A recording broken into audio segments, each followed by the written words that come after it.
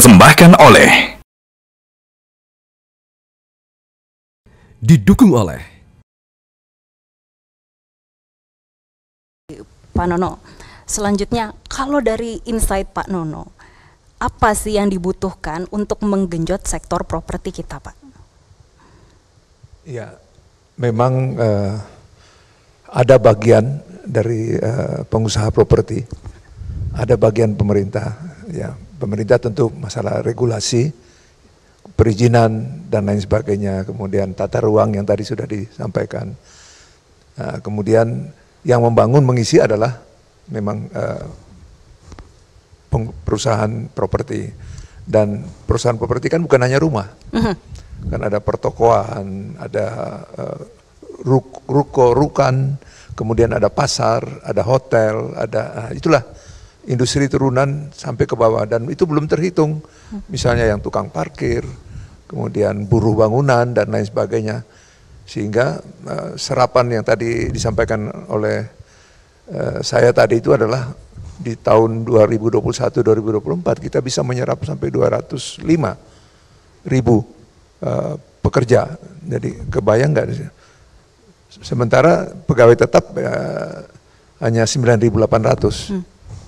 Tetapi justru yang belum kita berhitung, misalnya yang bekerja kan mungkin pekerjaan masih belum selesai, jadi bertahap.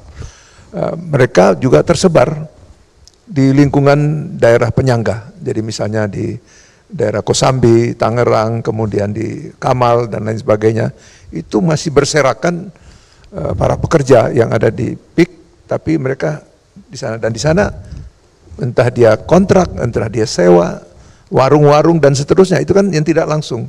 Jadi sehingga memang satu lingkungan properti itu bukan hanya kita lihat dalam skop atau permasalahan yang ada di dalam, tapi juga lingkungan.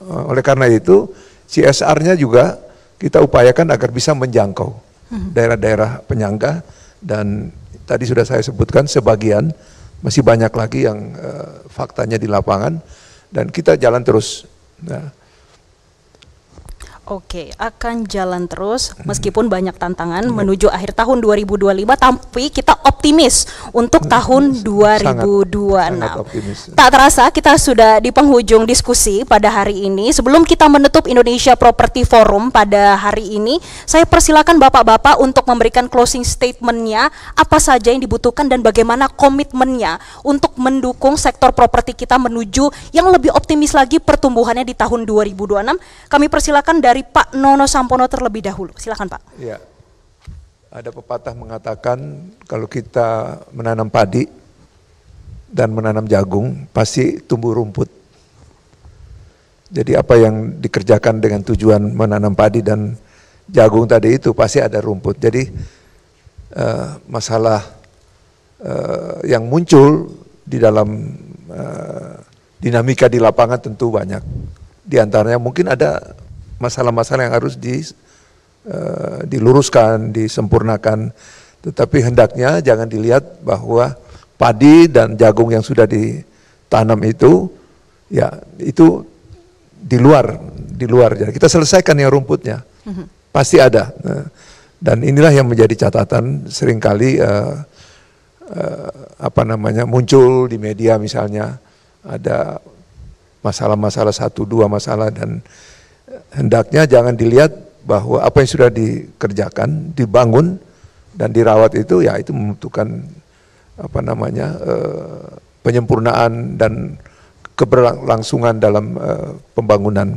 Dan satu hal lagi yang saya harus sampaikan, bahwa seperti kami melakukan di PIK 1 dan PIK 2 ini sebenarnya melanjutkan satu konsep yang pernah disampaikan oleh Presiden Prabowo Subianto beberapa waktu yang lalu, bahwa ada rencana mau membangun giant sea wall dari Banten sampai dengan Jawa Timur.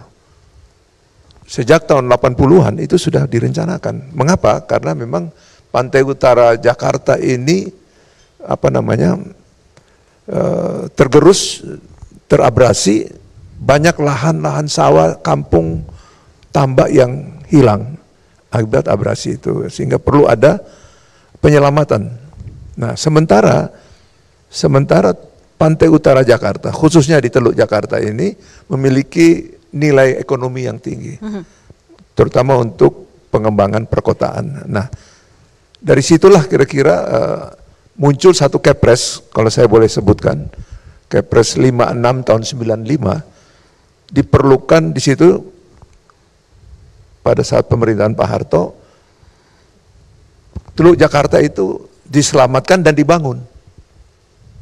Ulangi, diselamatkan, dibangun, sehingga pembangunan di daerah pesisir pantai utara Jawa dan khususnya di Teluk Jakarta ini, kalau membangun harus ada dua aspek: penyelamatan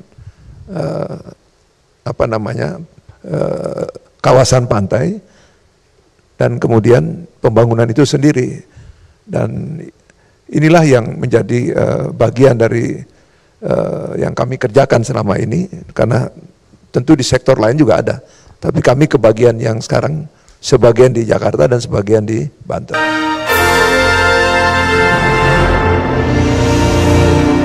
Dipersembahkan oleh, didukung oleh